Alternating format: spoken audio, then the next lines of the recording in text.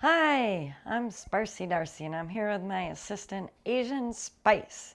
And we're here to show you how to make Island Mist hard limeade. It's gonna be delicious. Hi, I'm Asian Spice. The first thing that you're going to want to do is to read all of the instructions before starting. After that, you're going to want to clean all of your equipment with an unscented winemaking detergent. You're going to want to rinse thoroughly with hot water to remove all residue. The first thing that we're going to clean is our fermented bucket. Our stir stick, our lid, and our airlock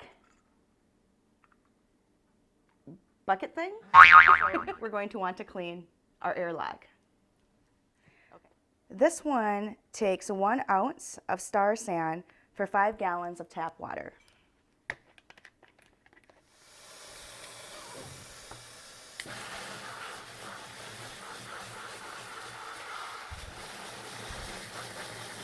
I like to use my sprayer. It kind of activates the bubbles and the suds.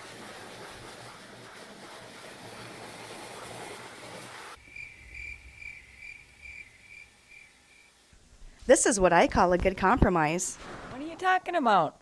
Well, you wanted to make Island Mist tonight, and I wanted to work with my video camera. Oh, I guess that is a good compromise. Yep, it's perfect. Okay, great. Now we're done sanitizing. We have our 6-gallon bucket. We have our airlock. We have our stir stick. Again, we got ours from Toys R Us, and you can get a professional one at the wine store. We have our lid. And we have our half-gallon pitcher. And now we're ready to move on to the next step. Hi, all right, everything's clean and ready to go. All right, we're ready for the next step. What we're gonna do next is we're gonna get some really hot water, and we're gonna fill 2 half-gallon pitchers and put it in our 6-gallon bucket. And I like to put it in a another type of container, because sometimes you can get overflow when it's fermenting. It can kind of explode and go all over, so it's good to have it in another little container.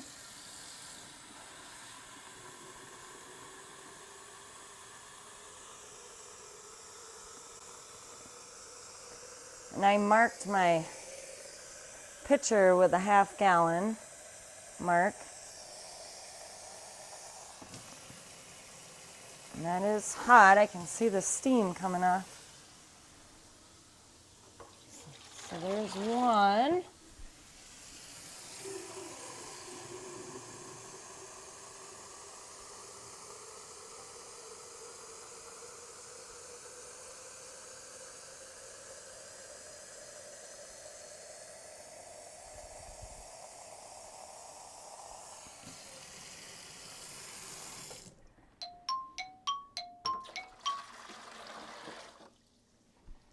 And there's 2. And now I'm gonna add this bentonite. That's the first ingredient that we put in. I'm gonna add it to the water.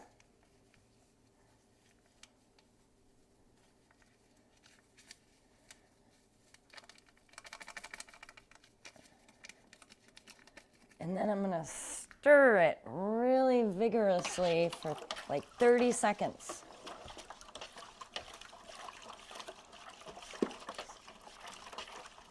You want to really move it around, get it going.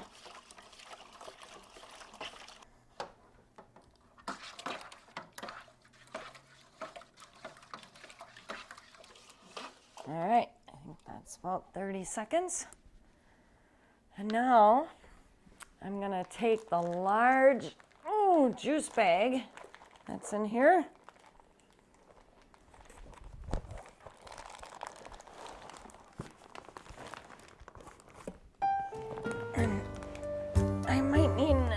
twist in here.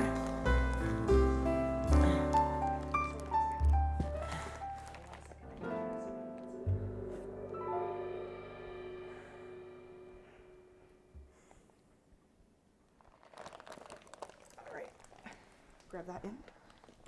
All right, now we're gonna pour the juice in the bucket.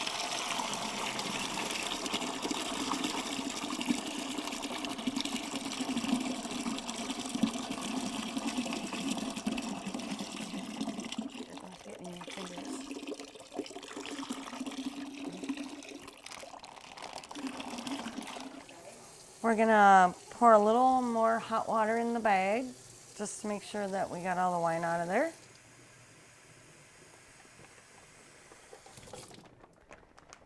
Mix it all in.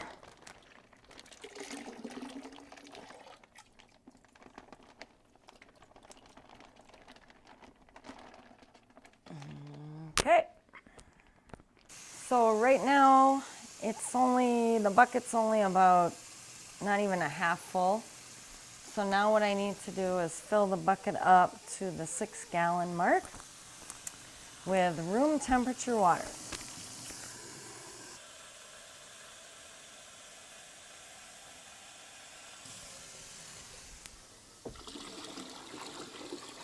I'm getting there.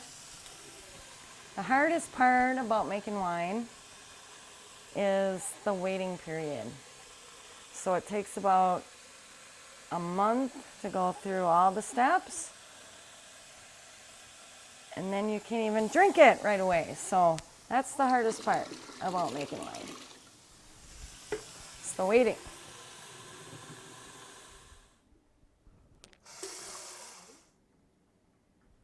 All right, I filled it up to the 6-gallon mark. Now this is a little Asian spice, Darcy secret. But to get the alcohol content just a little higher, we're gonna add some regular sugar, just granulated sugar. So the more sugar we put in, the higher alcohol content, and it's not gonna make it sugary or sweeter, but it's gonna turn into alcohol. So normally I would put in about 6 cups probably of sugar, but today I'm only gonna probably put in 3 or 4. Just gonna add that right in there.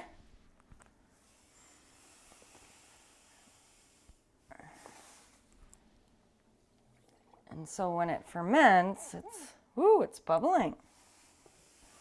Likes that sugar. Ooh, see those bubbles? So I'm gonna add about 4 cups today.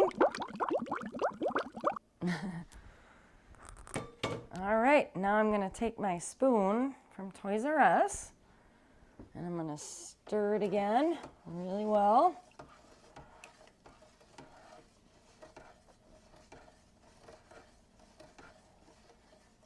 Mix everything in.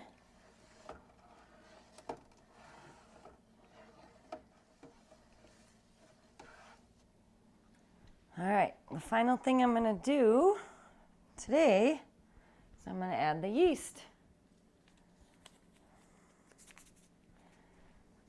And some scissors. And this is just wine yeast. And once you put the yeast in, you don't wanna stir it, mix it up at all. You wanna keep everything really still.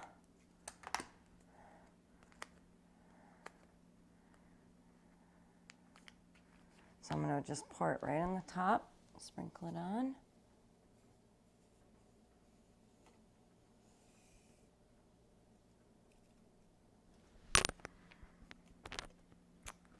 And that's it. And I'm gonna put my cover on.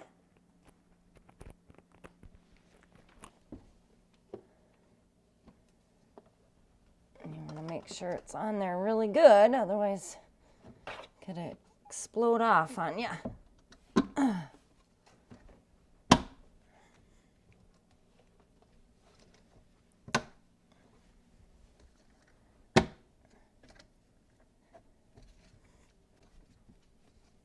And then once the cover's on, I put my airlock in, but I need to make sure I fill it halfway with water. So it's half full of water. And then these fermenting buckets, they have a little port, and you just put it in there, and it's all set to go. And sometimes you'll actually see that bubbling, and you want to check it, you know, every few days, make sure it's not exploding on you from the yeast. And it should stay nice and warm, so what I like to do is put some blankets and towels over that and keep it in a warm place. And then we wait for 5 to 7 days to the next step. All for now.